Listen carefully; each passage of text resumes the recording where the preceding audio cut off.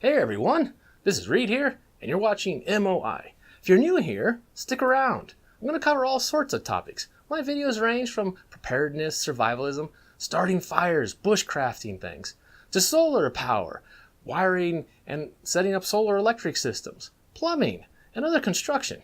Pretty much I'm going to talk about all sorts of things, including government ideas, philosophy, and some commentary on everything. So if that sort of sounds good to you, hit the subscribe button and hang around. You'll probably like it here.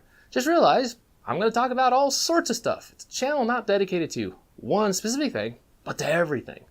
Sort of like, if the world all falls apart, how to rebuild ourselves to today. I guess that would be the theme if you were going to pick one. But anyways, let me get to the topic. Today I want to talk about something that's actually quite important to me and from a personal level, PTSD. Now I actually got PTSD from my own physical trauma of almost dying. I'll have to share that story some other time. But suffice it to say, PTSD has been interesting. And it's been taking a lot of work to sort of recover and get over it. And I'm not fully over it. There's still lots of little pieces left behind of this thing. But I wanted to really educate people and talk about it. Now, I really get kind of immensely annoyed at those reporters out there that said, I went and shot an AR-15 and I got PTSD.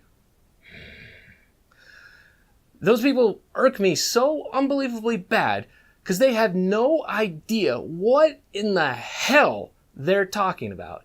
And it's completely does a huge disservice to the people that are actually suffering through it.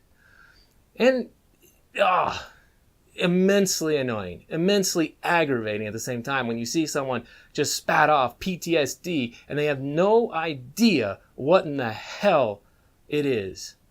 It's very frustrating to me. But hopefully here, I can educate all of you. And the other thing is, this is something during SHTF after the collapse we're going to have to deal with. There's going to be lots of people that are going to suffer from this. And we need to know how to help them. Because they're going to need help. And when they're having issues, let me tell you, they are not going to be any help to you. Now, one of the things that's interesting is you can have major problems, major traumas, life-threatening events and all that, and they don't cause PTSD. But they're going to leave scar tissue, so to speak. Things throughout your brain where you're just like, I need to be careful over here because that almost killed me, sort of thing. And then you're going to have an event where something really bad happens, and bam, major trauma. And what happens is all those little tendrils left behind of other sensitivities, it's like this spider web, just all throughout your head of where you've got major sensitivities to things. Now, what do I mean when I say sensitivities? I mean, you get in this situation, you get into dealing with those sort of things, and you have a complete panic attack. Now, don't go thinking, panic attack, that doesn't sound so bad. No, I'm talking about a full and total engagement of the fight or flight response.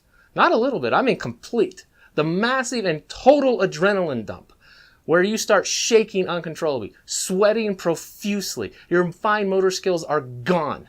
And then, because you're in this situation, the rational brain is basically going to take a giant back seat. You are going to work on instinct. So what you think you need to do to survive, that's what you're doing. And it is hard. Unbelievably hard to wrestle control from that side of your brain and get the rational back into driving things. Trust me, from experience, I know this firsthand. It is hard. Now, if you can think about that during an SHTF and you've got someone who's had some major issues and all that, and then, they're out with you trying to do stuff like that and something happens, like you're trying to scavenge up some supplies, find food or whatever, and then, they hear say they were attacked by a bunch of wild dogs and almost killed or whatever from it, and they've got PTSD from that. So they hear dogs barking and howling in the background, and they're there in their scenario again, and their brain saying, I need to do something, get onto a high place, lock themselves in a car. They are no help to you because they're doing their thing to, quote, live. That's their instinct. And they're not helping to support you to deal with the emerging crisis, if it is a crisis. Like I said, is these sensitivities, they can be just set off easily. And that's a really big problem. Now, the other thing is when you have like a major thing happen to you and you're like, this was really bad. You don't suddenly know you have PTSD. No, it's something that takes a while. And didn't actually finally get fully diagnosed with me for about a year or more after it. It took a long time to sort of put it together that, yes, that's what this is. And it's not very obvious, and it gets worse with time a lot of times. It fully develops over a long period of time, 6 months, a year, and then all the pieces are there. And what's interesting is, so after the event, you're like, oh, really irritable, upset. You start doing kind of odd compensating things, tics or whatever, like, oh, I need to make certain I'm always this far away, no more than this far away from my house, or I need to always have this with me, or I need that, and stuff like that. And so people think, oh, he's just having a hard time, he needs his space or whatever, and so like that. And the weird thing is they can become sort of like talismans. That might be what you're using as a compensator. Other people, it might be, I'm never going to leave my house, or I'm never going to be such and such far away from a hospital, or I'm never going to be around these people, or something like that. Who knows what that is? It may be something along those lines. And you will go to immense, crazy extremes to justify it and bend logic as far as you can to get people to understand. But they're not going to. See, it's an irrationality. And that's sort of difficult. The other thing is you're not going to really know you have PTSD. It's going to take a long time for you to recognize what it is. And really, when they say, yeah, you have PTSD, you're going to be like, yeah, right. It takes a while to put it together and to sort of process. The other thing is, once you recognize it, you have to believe. And I mean, it's weird here. You have to believe you can get better. You have to get them to believe they can get better. If the person does not believe that they're going to get better, they won't. It's just not going to happen.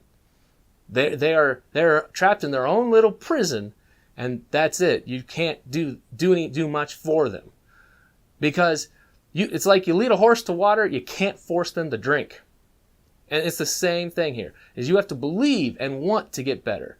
In a weird way, I guess you could liken it in some way to some of the things you hear about people with addiction.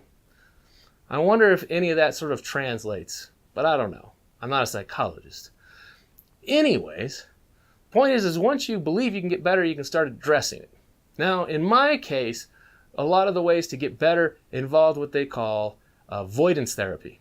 It's basically engaging in the things you have sensitivities to, or very similar situations, and getting a little bit further into it, a little bit further, and getting used to it. And slowly over time, your brain can reprogram, and the adrenal response will shut down and go, there's nothing really bad happening here. Calm down. And it takes a long time. Now, one of the problems for me is one of the tendrils shot off that really screwed me over is flying an airplane. Unless I'm flying the plane, yeah, to say I have an immense problem flying now is to put it mildly. It's a heck of a problem. And it takes a lot of work to address it. And I'd need to go fly all the time. Maybe I should get a job as a flight attendant, right? But I would need a lot of time in the plane to get a lot better at it. I know, statistically, flying is very, very safe, all these other things like that, but I don't care. It's irrationality. See, that's the issue. Is you can say all that, you can convince yourself of it, you're doing like that, but I'm like, oh yeah, it's safe and all that, I'll be fine, all that. Get on the plane, put my seatbelt on, sitting in that seat. Yeah. Start shaking, shivering, sweating, and everything like that. Next thing, I gotta get off this plane. Yeah. It's fun, to put it mildly. Oh my word.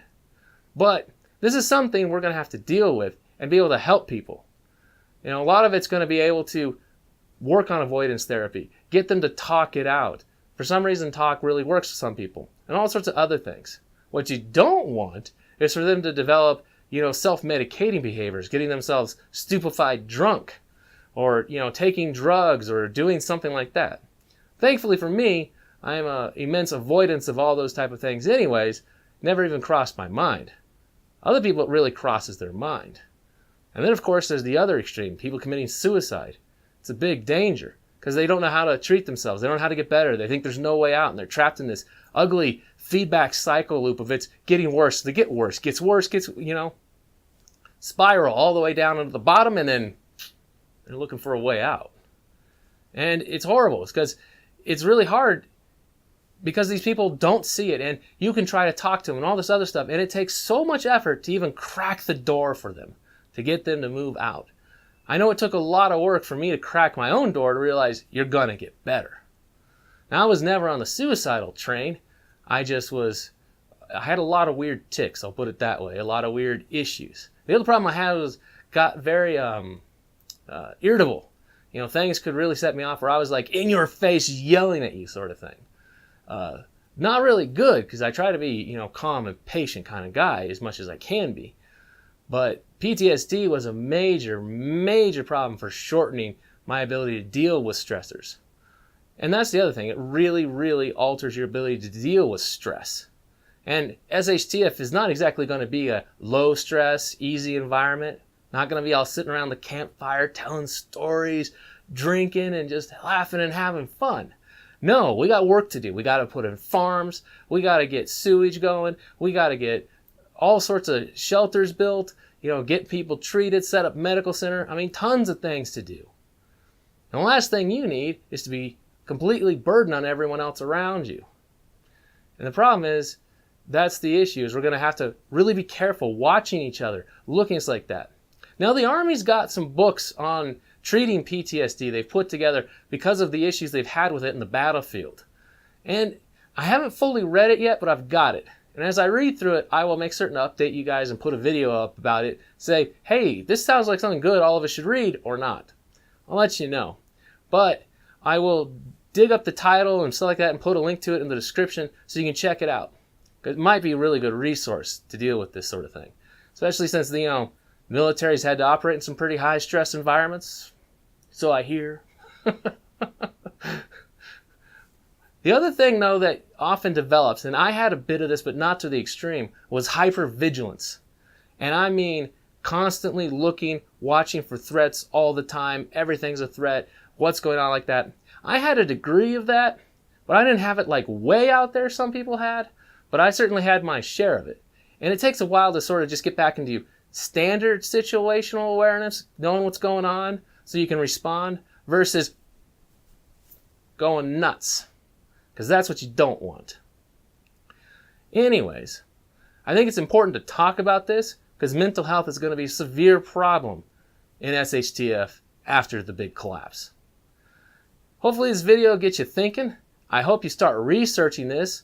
And I hope any of you that maybe have it, maybe this video will open your eyes a little bit and you'll be like, I should go check this out because you may not even realize you have it yet.